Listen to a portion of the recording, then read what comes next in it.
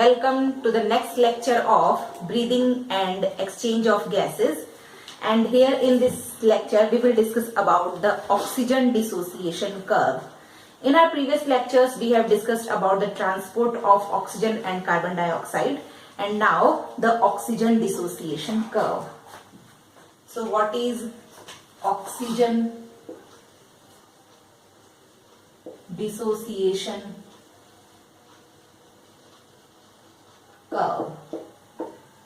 Okay, so here we are going to talk about oxygen dissociation curve. What does it mean? The oxygen dissociation curve of hemoglobin is a graph representing percentage saturation of hemoglobin with oxygen at different partial pressure. Clear? What is the definition? The oxygen dissociation curve of the oxygen dissociation curve of hemoglobin is a graph representing the percentage of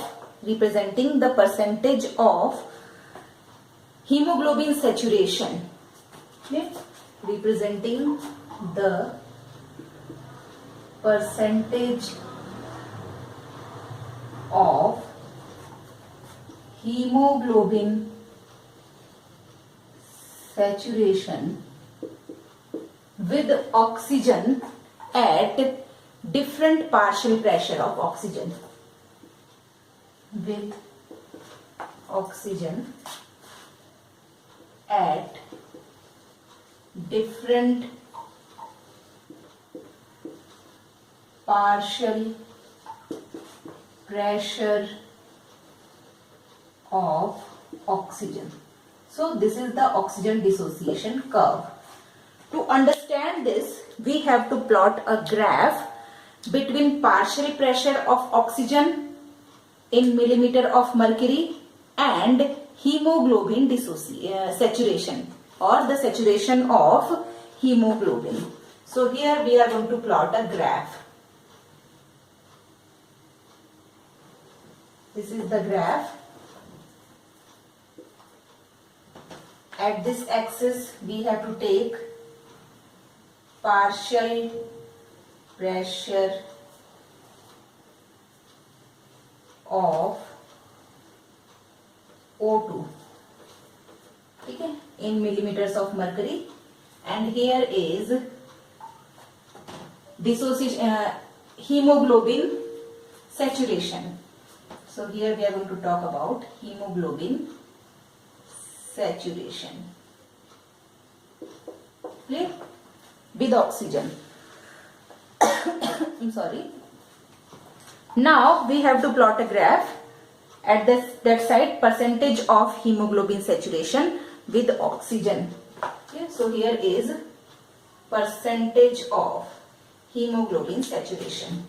Now we have to write some numbers here: 0, 10, 20, 30, 40, 50, 60, 70, 80, 90 and 100. Here also 10, 20, 30, 40, 50, 60, 70, 80, 90 and 100. Now the curve which is obtained is a sigmoid curve. Yeah? So here at partial pressure of oxygen 20, okay, at 20 partial pressure. So here at 20 partial pressure of oxygen, the hemoglobin saturation is about 30%. Yeah? So here HB saturation is about 30%. So the curve is like this. Okay, so this is the curve. Second, at 40 partial pressure of oxygen, the hemoglobin saturation is about 70. We have to extend the curve like this. Here, this is at 20 partial pressure. This is at 40 partial pressure. Now, at partial pressure of 95, the oxygen hemoglobin saturation is 97. At 95 PO2, the hemoglobin saturation is 97. So the curve is like this. At 95, it becomes about 97. Clear? So at 95, it becomes 97. So this is approximately 97 at 95. This is the sigmoid curve. Okay? So this type of sigmoid curve is obtained, and we are seeing that the curve is shifted towards the right side. This is the sigmoid curve, and this curve is shifted towards right side. Clear? So this is the graph.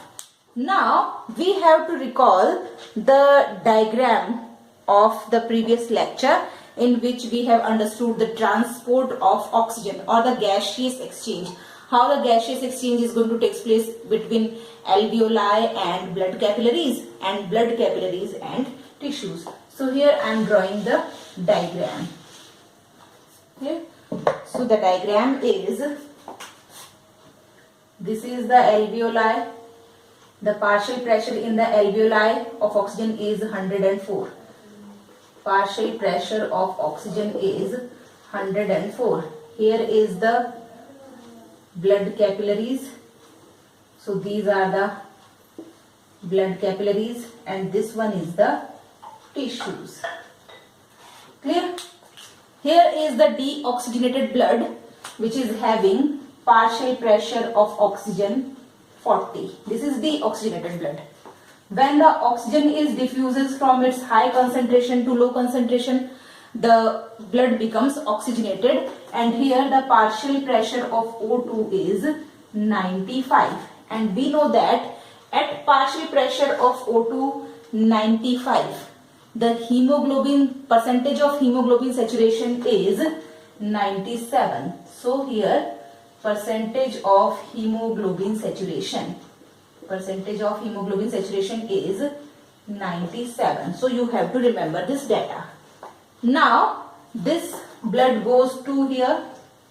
Here again the PO2 is 95. The tissue is very much active, and this is having the PO2 only 20. Here is the PO2 only 20. So the oxygen diffuses from blood capillary to the tissues, and at the PO2 20, the hemoglobin saturation is 30%. So at this PO2 20, the hemoglobin saturation is 30%. Here is 97% and this is 30%. Now oxygen diffuses from blood capillary to tissues, and carbon dioxide diffuses from tissues to blood capillary. Clear? Here the percentage of oxygen again becomes 40 because the blood is going to be deoxygenated. The percentage of carbon dioxide is more.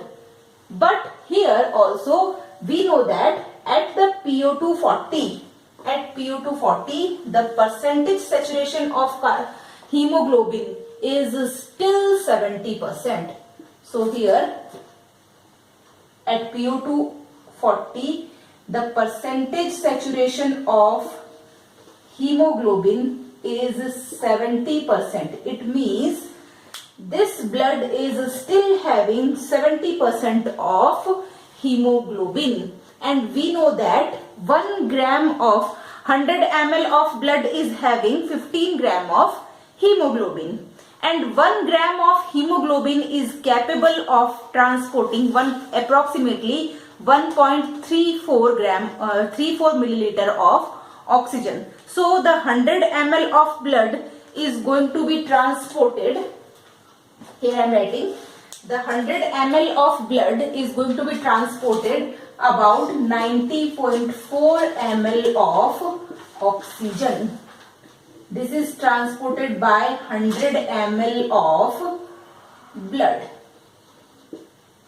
Clear? So at this level, at this tissue level, here also the hemoglobin saturation is 70%. At 40% of PO2, 70% of hemoglobin is also there. From the graph, it is clear that as the partial pressure of oxygen is going to be increased, the sigmoid curve is shifted towards the right side. Clear? This is not in the right side of the body or not in the right side of the heart. This is right side of the graph.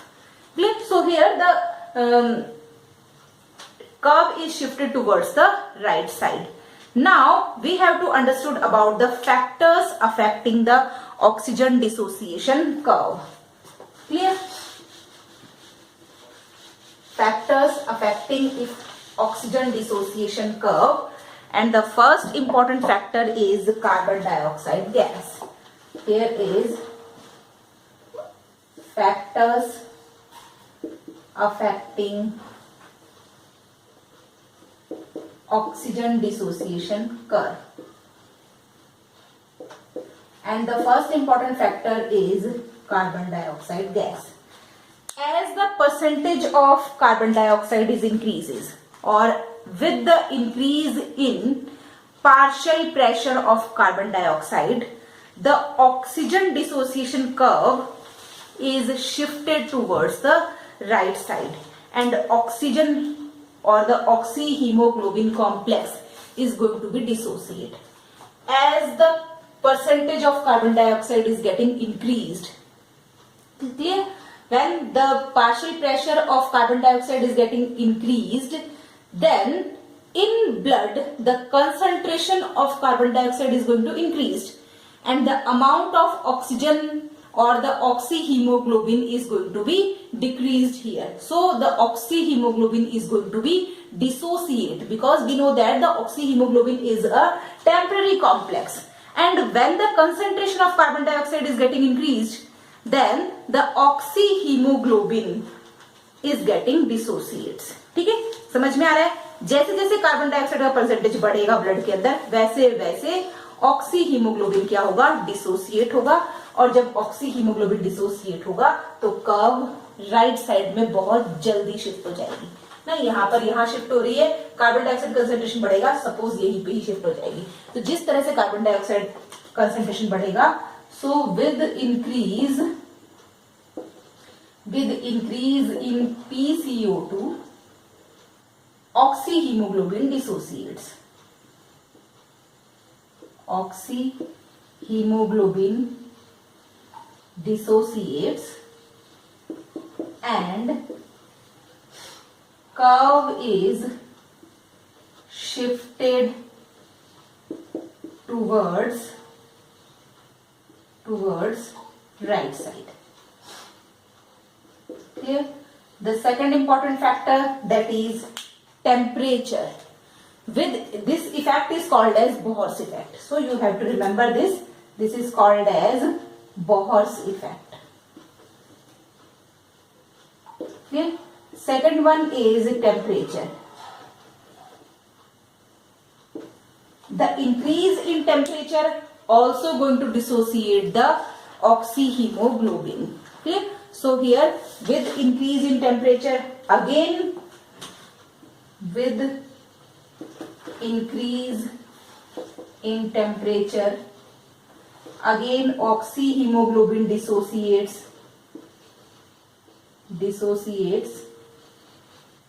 and curve is shifted to right side. This is the second one. Third one is pH, the third factor. And again, when the pH is more acidic, okay, when the pH becomes acidic, at that case also the oxyhemoglobin is going to dissociate and the curve is shifted towards right side. So acidic pH dissociates oxyhemoglobin, and when the oxyhemoglobin is going to dissociate, the curve is shifted towards the right side. ठीक है, तो जैसे ही carbon dioxide का concentration बढ़ेगा, जैसे ही ये normal concentration है, carbon dioxide का कंसेंट्रेशन यदि ज्यादा जल्दी इंक्रीज होता है तो कर्व पहले ही राइट में शिफ्ट हो जाएगी. सपोज यहीं पे राइट में शिफ्ट हो गई. ठीक है, यदि टेम्परेचर इंक्रीज होगा तो हो सकता है यहीं पे शिफ्ट हो जाती है, और यदि पीएच इंक्रीज होगा या पीएच एसिडिक होगा तो उस एसिडिक पीएच में भी कर्व जो है वो बहुत जल्दी राइट साइड में शिफ्ट हो जाती है. So these are the factors affecting oxygen dissociation curve. So this is all about the oxygen dissociation curve. किस तरह से ऑक्सीजन का डिसोसिएशन होता है हीमोग्लोबिन के रिस्पेक्ट में ना, परसेंटेज सेचुरेशन क्या है, ये सारा हमने यहाँ पे देख लिया. In our next section, we will discuss about the another important terms related to the respiration. Thank you very much.